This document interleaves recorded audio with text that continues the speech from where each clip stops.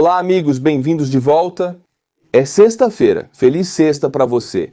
E quando este dia acabar, vou ao bar com meus amigos e abro uma Brewski gelada sem álcool. Claro, vocês não acreditariam, meus amigos, o que aconteceu ontem no Golfo da Finlândia, ao largo da costa da Estônia. Envolveu um petroleiro da frota Sombra russa. O petroleiro estava a caminho de Ustluga, Porto Russo, porto do Mar Báltico. A marinha estoniana estava se aproximando dele usando um navio, um drone, um helicóptero. Há um vídeo inteiro sobre isso. O petroleiro não respondeu, e eu te dou uma dica. O que aconteceu depois que o Su-35 russo entrou no espaço aéreo da Estônia, espaço aéreo da OTAN, por causa deste incidente? Primeiramente, vamos assistir a um vídeo agora. Isso foi filmado do convés do petroleiro da frota Sombra russa, e podemos ver o helicóptero da marinha estoniana já no ar, um navio da frota estoniana se aproximando do petroleiro. Essa foi uma situação muito perigosa. Vamos ouvir isso. Papa, 6.732. Seu pedido será negado. Siga minhas instruções. Mude seu 105 agora. Acabou. Ele disse, este é o navio de guerra estoniano, Papa, e o número. Então ele realmente ordenou que este petroleiro russo entrasse no espaço aéreo estoniano para atracar, para que os estonianos pudessem verificar os documentos. Porque o navio estava navegando sem uma bandeira, país sem seguro, e estava conectado a empresas que fazem parte da gestão da frota Sombra russa. Então é um petroleiro ilegal. Essa é basicamente a história resumida e sabemos o que a Finlândia fez anteriormente. Eles simplesmente eles embarcaram nisso, embarcaram em um petroleiro similar e o capturaram. É isso. Então nós notamos e reagimos imediatamente, mas o petroleiro não reagiu. Os estonianos enviaram seu helicóptero, seu navio da marinha, e então os russos enviaram um Su-35 através da fronteira aérea para o espaço aéreo estoniano. Você sabe o que aconteceu? A Estônia mobilizou sua força aérea. Bem, tecnicamente não a força aérea estoniana. Era a força aérea portuguesa, porque na Estônia o espaço aéreo é guardado por diferentes países de mês a mês ou de período para período. Agora mesmo são os F-16 portugueses na Estônia. Eles imediatamente se mobilizaram para identificar o Su-35 e escoltá-lo para fora do espaço aéreo estoniano.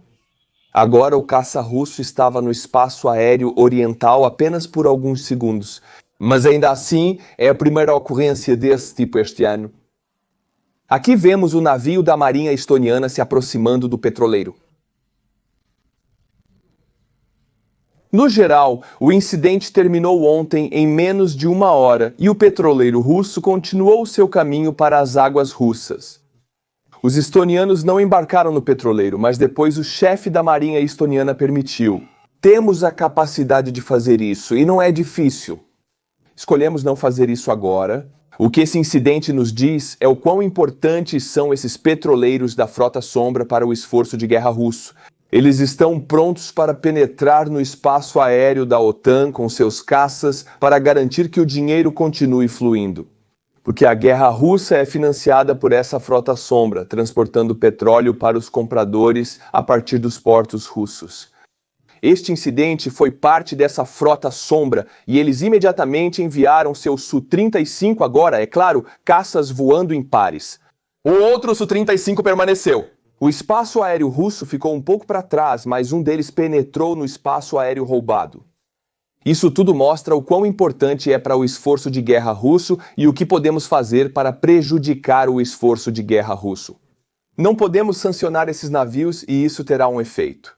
Agora, meus amigos, tenho que mostrar a vocês um ataque russo à região de Kharkiv ontem. O que quero dizer é que esses vídeos de assalto são quase diários. Estou mostrando isso porque foi repelido pela 92ª Brigada de Assalto Ucraniana. Porque isso é tão importante, é porque nós, você e eu. Nós demos carros para aquela unidade, especificamente a unidade de drones da 92ª Brigada de Assalto, que é chamada de Código 9.2. Eu ganhei um chapéu deles, eu ganhei muitas outras coisas deles. E por muito tempo eu não pude dizer para quem demos os carros. Porque naquela época aquela unidade era mais secreta. Essa unidade é muito conhecida pelo incrível trabalho com drones, como pode ser visto no vídeo. Então você pode se orgulhar de si mesmo, porque doou para aquele carro, para aqueles carros, na verdade, e nós entregamos. E eles ainda estão fazendo maravilhas 1 ano e meio depois, como podemos ver neste vídeo. Porque eles pararam este ataque ontem em Kharkiv. Então importa o que fazemos, os carros importam. Falando sobre drones, ontem os ucranianos decidiram lançar um ataque massivo de drones contra alvos militares russos na região de Belgorod, queimando todo tipo de veículo militar que pudessem encontrar em qualquer lugar.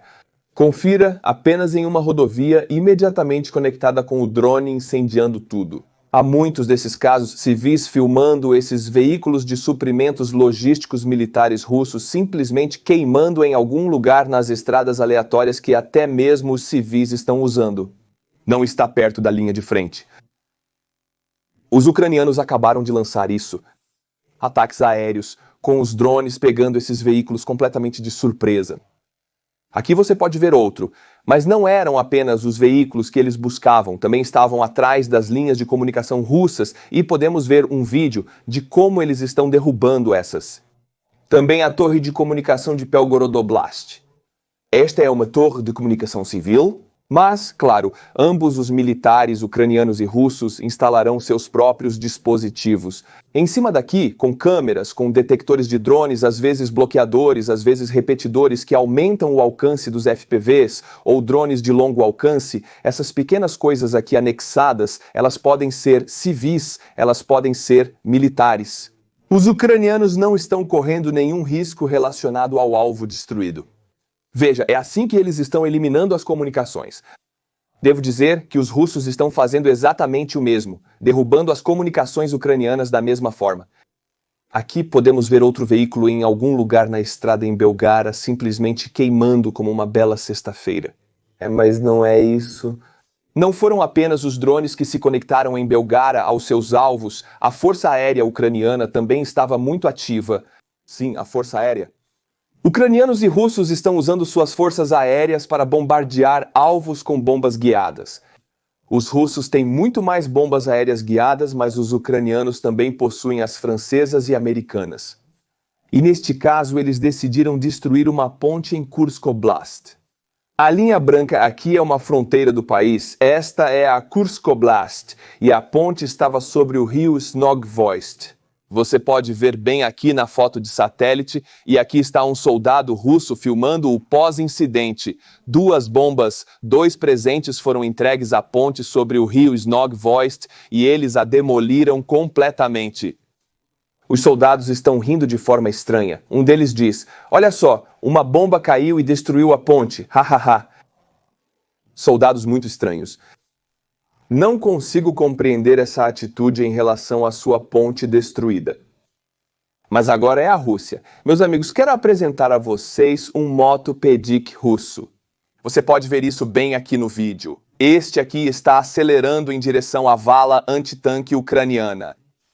Agora um pequeno jogo de palavras se você é da América ou fala inglês. Motopedic, moto é como motocicleta.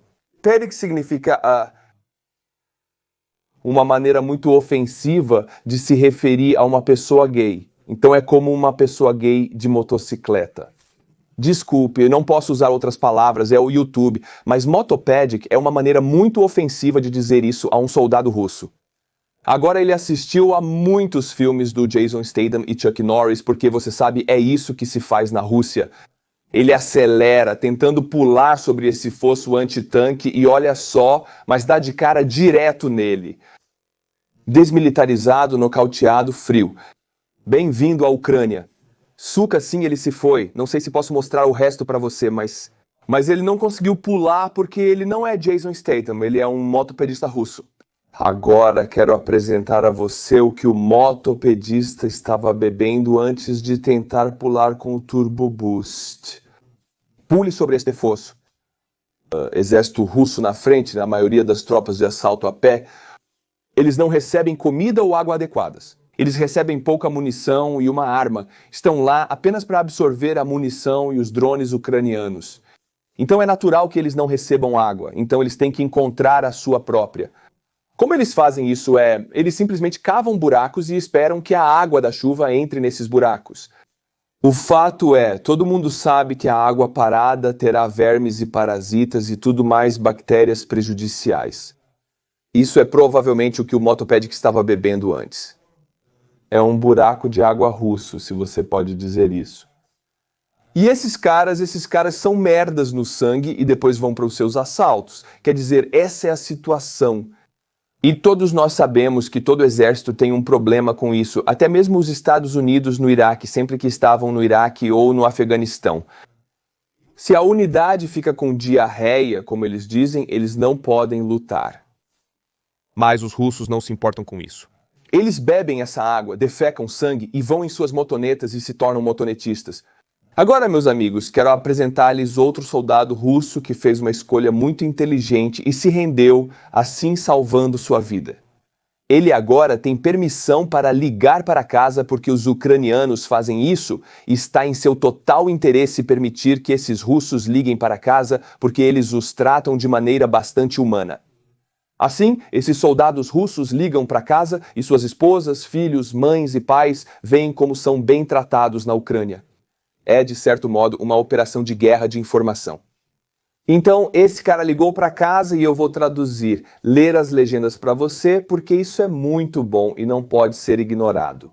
Confira, ele liga para casa. Estou supondo que seja a mãe dele. Por que você está bebendo, pai? Eu não tenho coragem suficiente. Eu simplesmente não tenho o suficiente. Meu Alyosha morreu? Quem? Alyosha, meu irmão, como? Na Ucrânia, ele foi morto? Bom, Como ele se saiu? como ele chegou lá? Ele assinou um contrato. Assim, eu tenho 27 anos. Tânia foi sepultada. Estou na casa da família. Karieva Tanka morreu diante dos meus olhos. Lenka está morta. É isso. Só resta um professor. Mãe, Vamos lá, pare com isso, não beba. Então você liga para casa, você está em uma zona de guerra na frente, você está vivo, ligue para casa, você é um prisioneiro de guerra. Para dar a eles a boa notícia de que estou vivo, e eles dizem que todos estão mortos. Isso é Rússia, meus amigos, não há palavras para descrever o que está acontecendo lá. Os ocidentais jamais compreenderiam, ainda que explicássemos. É muito difícil entender que tipo de país é, que tipo de cultura é, mas acho que esses vídeos desvendam isso pouco a pouco, lentamente, lentamente. Agora, meus amigos, vou apresentar a vocês outra especificidade russa do exército. Este é um camelo. Uma tropa de camelos no exército russo é o mais baixo dos baixos. Não é nem motopedic nem assalto de carne, apenas uma tropa de transporte, por isso chamam de camelo. É um homem físico que apenas transporta equipamentos da frente e para a frente. E é isso que eles parecem estar treinando agora para fazer apenas com um carrinho ou o que quer que seja. É como um camelo ou burro, mais um ser humano reduzido a isso. Somente os russos têm esse exército único no mundo. E sim, essa é uma posição real, um camelo. Você pode ser rebaixado para essa posição se desertar, ou se não, se você se recusar. Você será um camelo, será espancado até essa posição submissa de ser um camelo. E é assim que eles trabalham. Olha, você já viu algo assim? É um exército de maravilhas. Sabe que horas são? Sim, meus amigos, vocês adivinharam, é a última vez desta semana, a edição de sexta-feira do Abate. Alguém me compre um café. Sou um açougueiro, mas sou bom no que faço. Eu só abato esses nomes que apoiam o canal mensalmente no Compre-me um Café. Temos Josh Cheroni, Pepperoni, André Zibarra, Gordon Ryuma. Gordon Ryuma nunca se tornou um membro mensal, mas ele sempre apoia manualmente todos os meses. Então, Gordon, muito obrigado. Ryuma é a segunda maior ilha da Estônia. Então, se você está em Ryuma e está se divertindo, espero que você esteja se divertindo lá no dia da ilha. Quando eu chegar, vamos fazer um pequeno passeio. Meus amigos, vocês já pensaram nisso? É realmente incrível que tudo que Putin tem tentado evitar, ele trouxe à luz. Assim como o rei Édipo, ele é o rei Édipo. Confira, Putin é um agente adormecido da CIA. Ele destruiu seu exército, enfraqueceu a Rússia, fortaleceu a OTAN, matou falantes de russo no leste, trouxe a Finlândia e a Suécia para a OTAN, uniu para sempre a língua e a identidade ucraniana e criou o moderno exército ucraniano. Ele fez isso porque, sem suas ações, nada teria acontecido. A Europa estava sob controle da Rússia, com a Alemanha sendo totalmente manipulada pelo dinheiro russo. Havia o Nord Stream 2, pelo amor de Deus. É um projeto horrível e eles fizeram e pagaram por isso, os alemães. A Europa estava tão cega até Putin invadir a Ucrânia e todos começaram a acordar. Ele pode ser o maior vendedor da OTAN. Agora, meus amigos, um dos tópicos mais importantes, as negociações. Porque, como eu disse no vídeo anterior, Putin está sempre tentando ganhar tempo porque ele sabe que se Donald Trump se irritar, finalmente entendendo que Putin está brincando com ele, Donald ficará furioso e dará grandes armas aos ucranianos, então ele está tentando ganhar tempo. E é por isso que ele propôs negociações na Turquia imediatamente, embora Zelensky tenha aceitado chamar o blefe de Putin. E agora aqui estamos. Aconteceu ontem e Putin não estava lá, Zelensky estava lá. Então, começarei com este tópico, destacando o que é diferente das negociações anteriores, porque os russos estão tentando jogar isso. Essas negociações são uma continuação das negociações de 2022 entre Ucrânia e Rússia. Elas não podem ser, porque o que é diferente desde as últimas negociações em Istambul? A Rússia controla menos territórios, falhou em alcançar um único de seus objetivos proclamados, perdeu um quarto de sua frota do Mar Negro e usou a maioria dos estoques soviéticos na revolta de Wagner. Isso não aparenta ser uma guerra bem-sucedida. A Rússia agora está em uma situação muito pior do que estava nos primeiros meses de guerra, de quase todas ou todas as maneiras. Então eles ainda querem as mesmas coisas, mas estão pior, a posição deles está pior. Não sei que jogos eles pensam que estão jogando, mas a Ucrânia não está participando. Então Zelensky tinha uma mensagem para Putin, porque Putin foi o único a relatar e convidar para negociações diretas. Para mostrar ao Trump que quero paz, aqui está a minha proposta. Pensando que ninguém aceitaria e ninguém levaria a sério, Zelensky imediatamente levou a sério, e aqui você pode vê-lo em Istambul.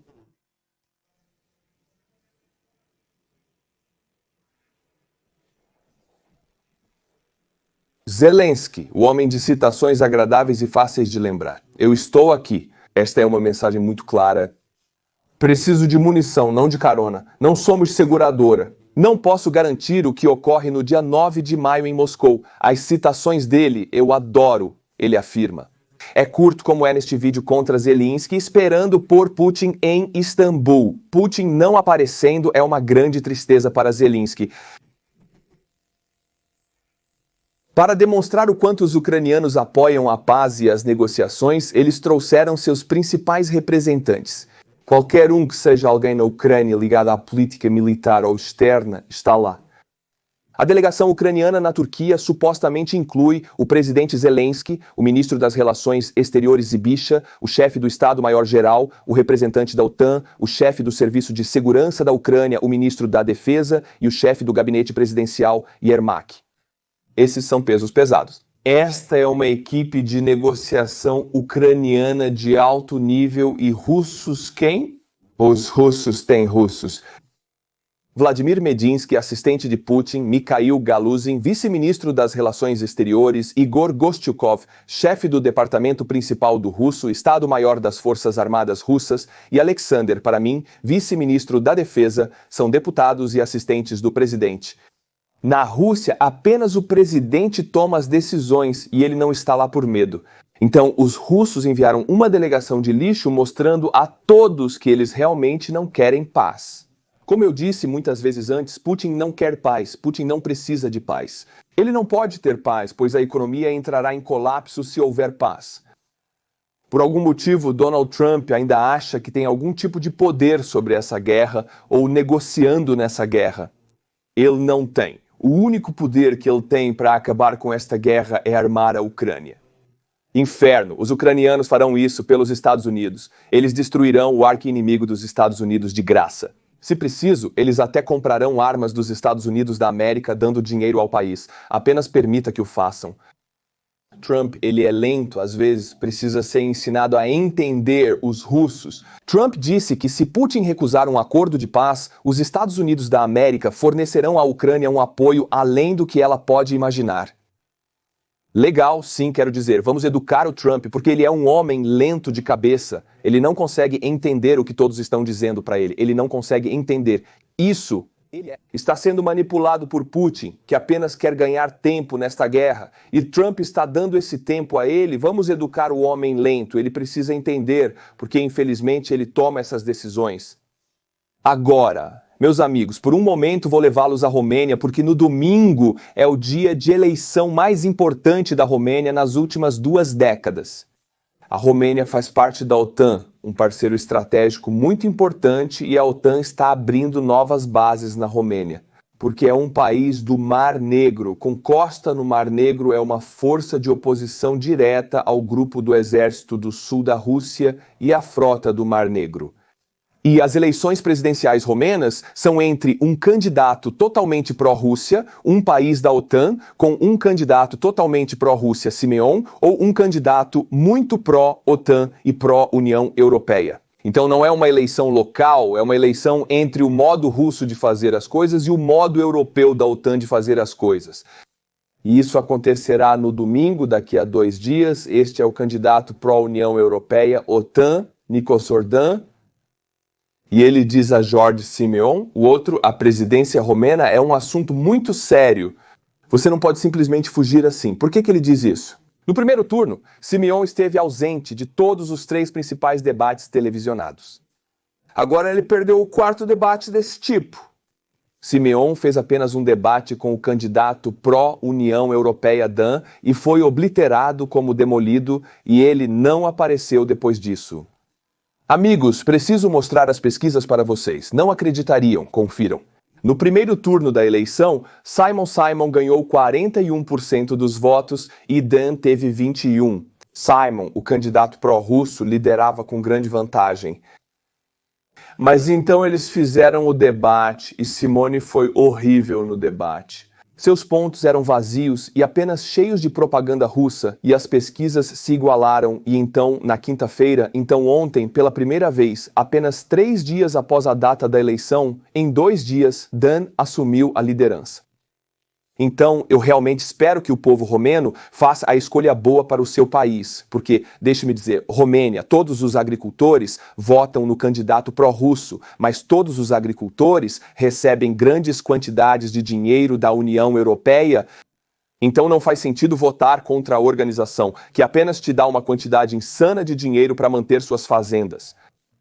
A agricultura romena está produzindo uma perda massiva, assim como a estoniana, assim como quase toda a agricultura na antiga União Soviética. Mas a União Europeia está subsidiando isso com uma quantia enorme, na casa das dezenas ou até centenas de bilhões de dólares. Isso é canalizado para este setor agrícola apenas para mantê-lo equilibrado, vivo e à tona. Essa é a União Europeia, e eles votam contra isso. Eu não consigo, por nada neste mundo, entender uma pessoa que vota contra a mão que o alimenta. É tão difícil de entender. Tudo bem, meus amigos, este foi o meu vídeo para vocês hoje e amanhã. Contudo, somente os membros do canal receberão um vídeo exclusivo para membros. Se você quer ser um membro, links na descrição abaixo. Não é Me Compre um Café, são as associações ao canal do YouTube. Custa apenas 99 centavos e você recebe 4 vídeos extras adicionais por mês apenas para membros.